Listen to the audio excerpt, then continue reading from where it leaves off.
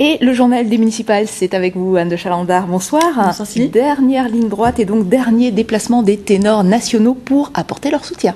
Et en ce moment à Strasbourg, c'est Cécile Duflot qui a fait le déplacement. L'actuelle ministre du Logement et ancienne secrétaire nationale d'Europe Écologie Les Verts est justement venue apporter son soutien au candidat écologiste Alain Youn. Alain Youn qui est lui-même adjoint de Roland Ries. Alors comme en 2008, est-ce qu'une alliance entre socialistes et écologistes s'impose au second tour? Une question qui n'est pas à l'ordre du jour, selon Cécile Duflot. On l'écoute.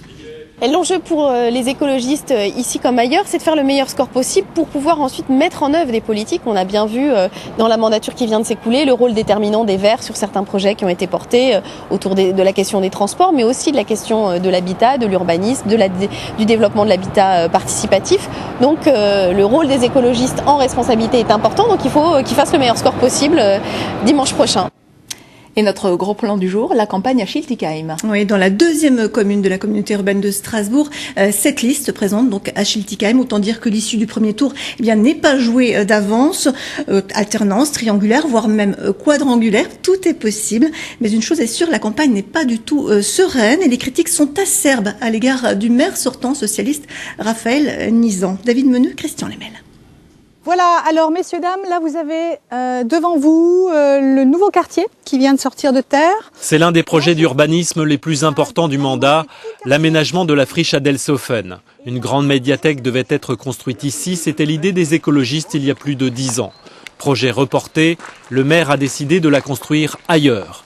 Schillig Écologie enrage depuis 6 ans aux côtés de Raphaël Nizan et jure qu'en matière d'alliance politique, on ne l'y reprendra plus. Nous demandons des garanties en termes de méthode de travail, en termes de gouvernance et sur le plan programmatique. Et ces garanties, nous les mettrons noir sur blanc et nous ne ferons pas alliance avec une équipe qui n'a pas de projet. Nous ferons alliance avec une équipe qui a des projets compatibles avec les nôtres et une façon de gouverner la ville plus transparente et plus démocratique. Une alliance écolo-UMP est-elle possible? Pour l'instant, aucun scénario d'entre-deux tours n'est exclu. En tout cas, Christian Ball affirme croire en la victoire, persuadé que les différentes listes de gauche se neutraliseront. Il faut une meilleure sécurité. Pour ça, je veux multiplier les policiers municipaux de la ville. Le candidat UMP se réclame d'Alfred Müller, maire plutôt de gauche qui a dirigé la ville entre 1977 et 2008 et qui savait rassembler au-delà de son camp. Alfred Müller arrivait dans chaque mandat d'en récupérer un de l'opposition parce qu'il avait une ouverture et qu'il jugeait celui-là pouvait apporter un plus à la ville. Bravo Alfred Müller. Raphaël Nizan, entre le début de son mandat et la fin, il en a perdu. On met le paquet sur le Marais, c'est le dernier secteur qu'on n'a pas encore fait. Quartier général de Jean-Marie Kuttner, ici aussi on se réclame d'Alfred Müller et Raphaël Nizan est une cible. Critique qui a viré au dérapage antisémite récemment, après avoir raillé les signes de mégalomanie du sortant avec cette peinture qu'il aurait accrochée en mairie, et après avoir dénoncé une soi-disant collusion avec le député UMP de la circonscription.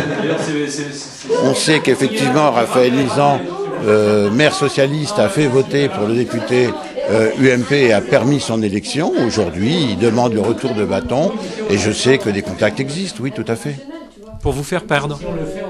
Voilà, exactement. Aujourd'hui, on a une liste UMP qui se donne perdante, ils ne le diront pas publiquement, mais qui ne sont pas là pour gagner. C'est une pure rumeur. Alors, il y a une bonne entente entre le député et moi sur le fait qu'on passe nos week-ends sur le terrain pendant les 6 ans. Et puis, en fait, pendant les dernières décennies, moi je respecte l'homme Schneider, il respecte l'homme Nizan. Jamais nous n'avons appelé à voter l'un pour l'autre. Jamais.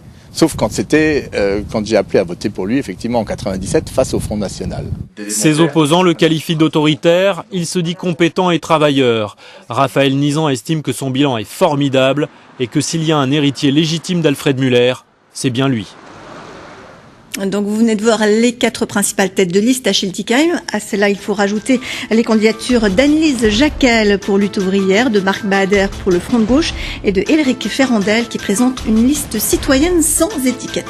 Et c'est à cette liste citoyenne qu'on décerne ce soir la palme du sourire. Oui, alors rien de très original. Les membres de la liste ont fait un clip sur le fameux air que tout le monde connaît de Happy de Pharrell Williams, mais un clip, il faut le reconnaître là pour le coup, plutôt bien fait, dans plusieurs sites emblématiques de Schiltigheim. Je vous laisse apprécier pendant quelques secondes.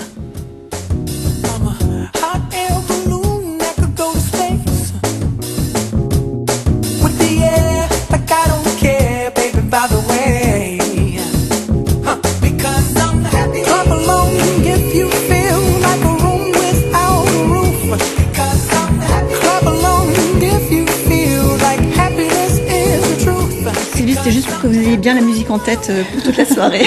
Voilà, c'est fait. Alors, Eguisheim, on s'en souvient, Anne, élu village préféré des Français en 2013. Pas étonnant qu'il y ait de nombreux candidats au fauteuil de maire. Eh oui, mais pourtant c'est une grande première dans cette commune d'Eguisheim qui est plutôt habituée à une élection au premier tour avec une liste unique. Eh bien cette année, on en compte 3, 2 listes qui viennent donc affronter celle du maire sortant. Et durant cette campagne, il est beaucoup question des touristes, car l'effet, comme vous le disiez, village préféré des Français, eh bien ça a donné 40% de touristes en plus. Et c'est très bien, certes pour le commerce local, mais en revanche pour les habitants, parfois c'est un petit peu difficile quand même à supporter. Bon, et pour terminer, vous nous lancez une invitation. Oui, une invitation à l'enregistrement en l'auditorium de France 3 Alsace du grand débat de Strasbourg après Colmar et Mulhouse. C'est donc le dernier d'avant-premier tour, un débat en partenariat avec les DNA et France Bleu Alsace qui aura lieu ce jeudi à partir de 15h. Il reste quelques places de libre en l'auditorium et vous êtes donc les bienvenus. Vous le voyez, une adresse mail qui s'inscrit sur votre écran. Il faut la composer et il faut envoyer donc un mail pour pouvoir s'inscrire. Et le débat sera diffusé le soir même sur France 3 Alsace aux alentours de 23h. Merci beaucoup, Anne, et à demain.